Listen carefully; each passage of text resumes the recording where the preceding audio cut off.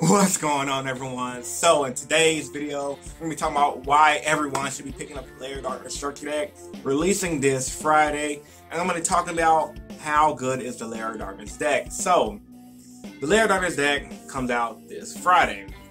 And a lot of you duelists are going to be saying, well, Chris, it was announced about a month or so to give or take.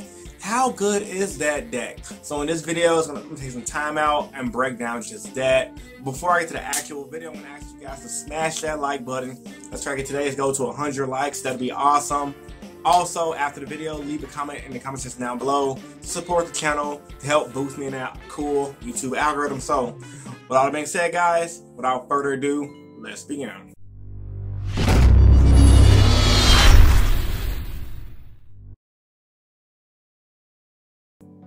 So starting by saying, Lair Darkness Structure deck comes out this Friday.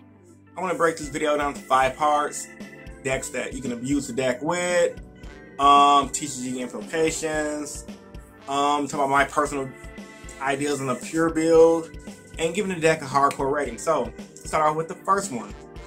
Decks you can abuse this deck with. So the first deck I'm going to talk about, everyone in the OCG is definitely abusing this with the Infernoid engine. Now, if you guys don't already know, the Infernoid deck is a deck that you pretty much mill. It plays off the graveyard by bringing out the Infernoid monsters. They have one guy that when he comes to the field, below people monsters. I can't think their names there. They have weird demonic names. One guy who comes to the field, below the back row. They have the level 4 one when he hits the field, he can banish a monster, and they have one that banishes back row.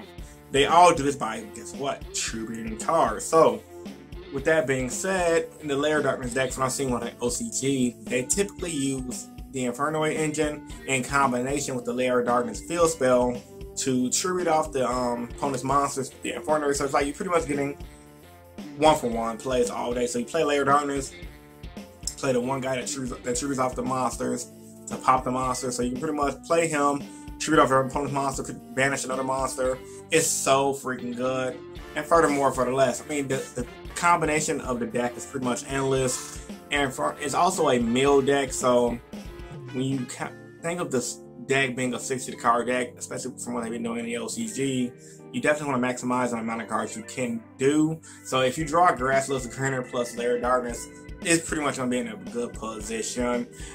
Unfortunately though, I don't really believe, from what I've seen the builds online, they don't really abuse the traps like the Deck Devastation virus and the traps like the new virus card that comes out in the structure deck, which I think is a complete mistake in my opinion because they're so freaking good. But the Infernoid engine is too good to use with this deck, so I can see why they use it with this. The next deck that they use it with is called Strike Blade. Now, Strike Blade is Brandish. I think Strike Blade is going to be a TCG name. Correct me if I'm wrong once again.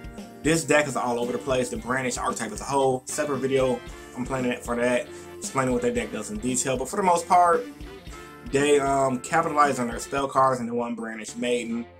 And the deck, it really don't really use the Lair Darkness cards that much. It just abuses Diablos, which is the dark tribute monster, which pretty much states that when you tribute some of that dark card, I believe, and you bring him out from the graveyard, he can be tributed, can be targeted. Really good card effect. So the deck, that part is really pretty much abuses Diablos, and he can tribute a dark monster on your board to go ahead and send a card from your opponent's hand to the top or bottom of the deck, which is insane. It's pretty good. And also, not to mention, he's a 3000 beater that can be Kaiju, so he's his own boss monster by himself. Diablos is just a powerful card, which is why the Strike Blade Brandish deck uses him. Now, the Strike Blade Brandish deck, like I said, they based off the deck. It's really a spell card based deck that uses off the Maiden. So like I said, they abuse the Brandish Maiden. Her effect pretty much reads, you contribute this card to special summon one Brandish monster from your deck.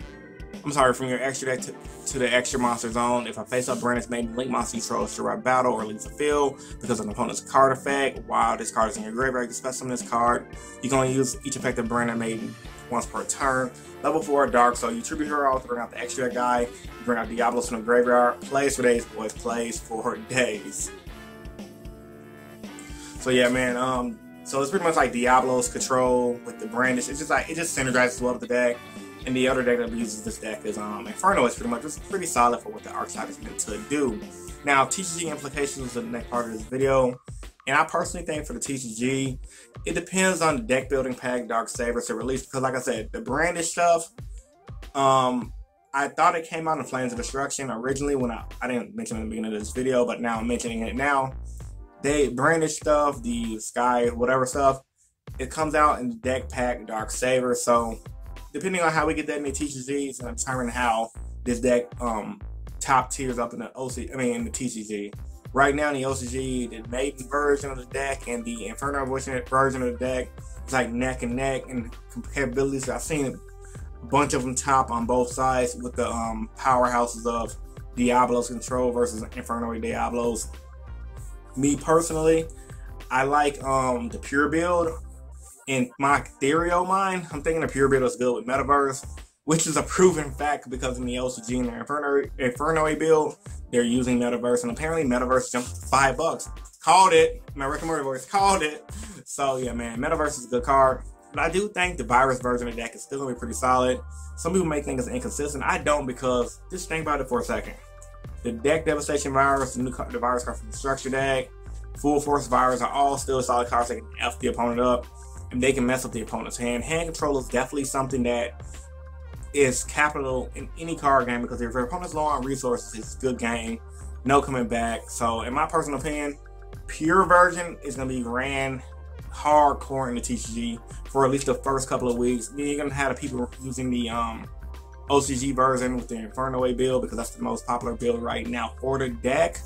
But I predict TCG version is going to be pure going into nationals, because it's going to be more consistent. And going to nationals, people rather go for consistency versus non-consistency. So the biggest question at the end of this video is, how good is this structure deck? Is it worth $30 to pick up 3? Me personally, it's definitely worth picking up 3. And in my opinion, I think if I was to give the Lair structure deck a rating, it'd be a solid 8 out of 10. 8 out of 10 is fair for the deck. The reason why it's not a perfect, because these cards, while they are perfect, they are not, while they are good, they are not just completely ruining the OCG metagame. It may be different in the TCG because the OCG has things like Maxi, and TCG don't have Maxi, so maybe Maxi is hindering the deck capabilities. I don't know at the moment. But what I can say, the only version of the deck that's doing well in the OCG is mixed versions and not pure. At least from the 2 tournaments that I researched. If I go a little bit farther back, I might see some pure builds doing decent. But as you guys already know, mixing engines can cause consistency issues, especially in longer rounds for events. So when you think about how small tournaments are in the OCG, they probably have a 5 to 6 round tournament events, versus over here in the TCG where we might have a 9-round regionals, 10-round YCS, a 13-round nationals. You definitely want to make sure for the TCG you focus more on consistency, because consistency, while it might not be as explosive, let's say as an Inferno version or a Brandish version, one thing we're gonna capitalize on when we draw for first 5 cards, can this 5 cards, how many times can this 5 cards play a decent hand? How many times does 5 cards outplay the opponent? Can this 5 cards get me out of sticky situations? And thereon and therefore. So as a recap for this video, because this video is pretty long, about 9 minutes so far, I gave the deck a rating of 8 out of 10. I think that's fair. It would have got a perfect 10 if it was like Monarch level, meaning format changing to the point where it might just be the best deck in the format. And it still might be. I mean, it's all a prediction video at the end of the day. But I think an 8 out of 10 is solid. I don't think it deserves that perfect 10. And 9, I don't think, because we don't have the Brandish, it might not be as good as it is in the OCG, because OCG does have Max C. But I think a good 8 is going to be a decent deck, tier 1.5 at the moment, until we develop a good build. Like I said, pure seems to be good in theory, but more than likely when we get into TCG, everyone and their mother is going to abuse the Inferno version. Yeah, so the Strike Blade version, when it comes out, is good, and Inferno is going to reign supreme. Post your thoughts and opinions about this video once again in the comment section down below. And if this is your first time here, I want to invite you to subscribe for more Yu-Gi-Oh content. I'm uploading as many videos as I can during the week, because I work a lot now, and I try to get these videos out here as much as I possibly can, at least 3 to 5 videos a week. That's what I try to aim for. So, like I said, post your thoughts and opinions about this video in the comment section down below. Subscribe if you haven't. This is InnovationYGO, and I'm signing out. Peace and stay innovative. Deuces.